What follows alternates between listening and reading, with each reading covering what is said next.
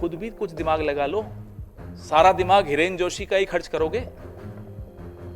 अपना भी कुछ दिमाग लगा दो। फिर किसी ने दिमाग लगाया, ये उसका नतीजा। सोते जागते नेहरू जी, राहुल गांधी, नेहरू जी, राहुल गांधी। 21 मिलियन पड़ोस में आ गया। सुना है सरकार अस्थिर हो गई, आपके दोस्त की बिजनेस भी चौपट हो गई। आज अमेरिका से $21 मिलियन बांग्लादेश में आ गया, हमारे साहब विश्वगुरु बन के ढपली बजा रहे।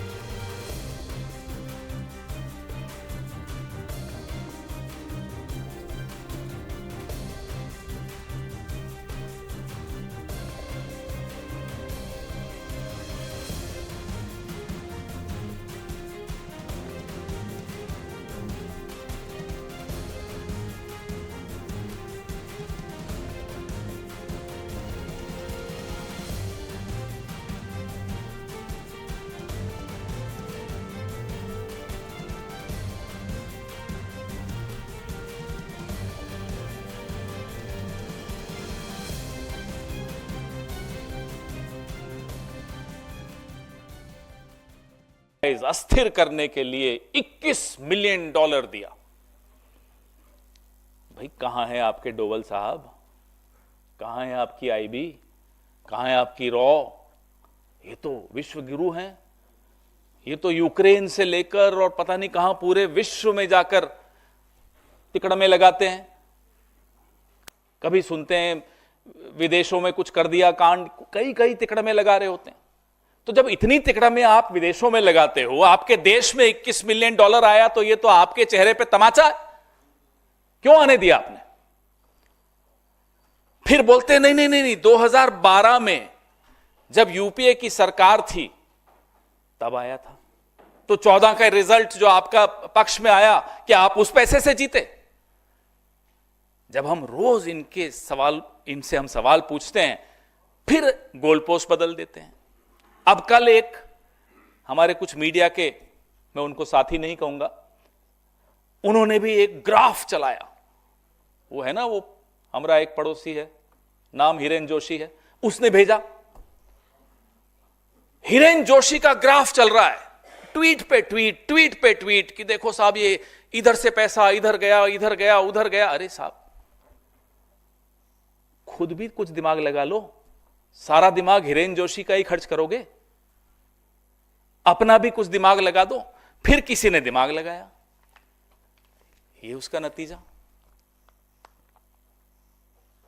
ये पैसा बांग्लादेश गया, ये $21 मिलियन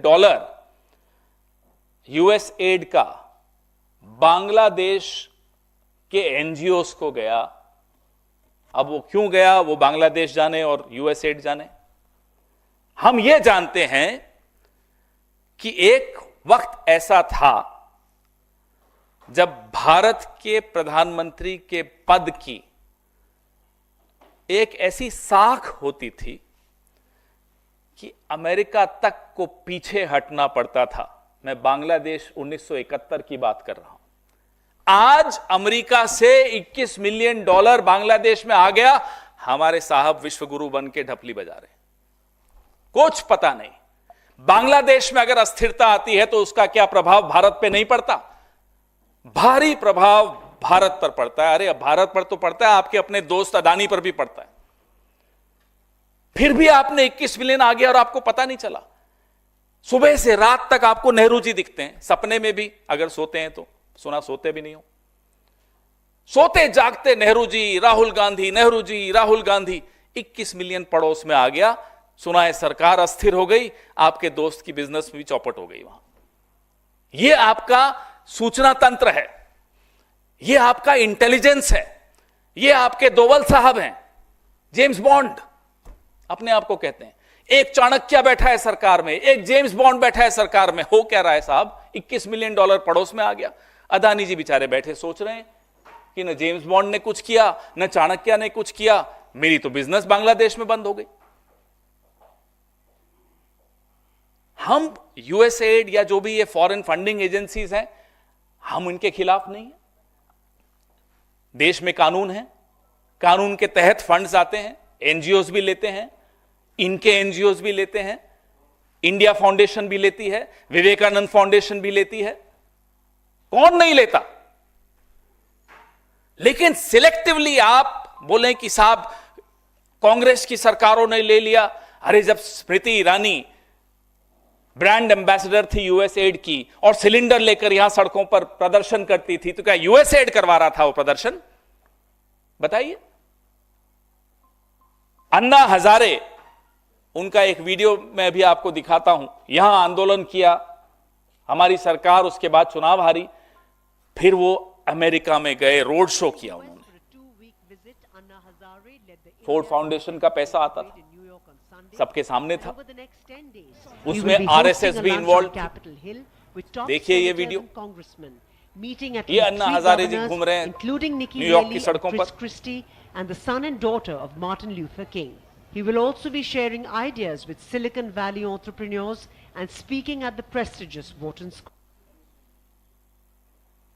सच्चाई यह है कि मोदी साहब ट्रंप से ये एक तरफा रिश्ता निभाते हुए जो देश की साख पर, देश की आबरू पर जो बट्टा लगा रहे हैं, वो सच्चाई आपके सामने रोज आती है, रोज आती है। वहां जाते हैं बिना बुलाए जाते हैं, पहली बात तो अनइनवाइटेड जाते हैं। जब शपथ थी तब बुलाया नहीं गया उनको, फिर भी गए। अब क्यों गए वो तो आप लोग कोई पत्रकारिता करिए, इन्वेस्टिगेटिव, तो मालूम पड़ेगा कि क्यों गए। लेकिन वहां जाकर मंच पर साथ में खड़े होकर ट्रंप साहब कहते हैं हम रेसिप्रोकल टैरिफ लगाएंगे। सीधा अपमान, सीधा धमकी। ये खिसियाते हुए मुस्कुरा रहे हैं। या तो समझ में नहीं आया क्या बोले, हमें नहीं मालूम क्यों खिसिया रहे थे, क्यों मुस्कुरा रहे थे। मुस्कुराने लायक तो कोई बात ही नहीं थी। रेसिप्रोकल टैरिफ, ये देखिए मोदी साहब घूम रहे हैं विदेशों में। ये किसके पैसे से स्टेट डिपार्टमेंट में गए थे? ये अमेरिका ने पैसा दिया था। क्या ये एजेंट हैं? क्या ये उस वक्त से ट्रेनिंग लेने गए थे कि कैसे मनमोहन सिंह जी की सरकार को अस्थिर करना है, कांग्रेस की सरकार को अस्थिर करना है? ये आपको सामने फोटोएं दिख रही हैं, देखिए लगातार।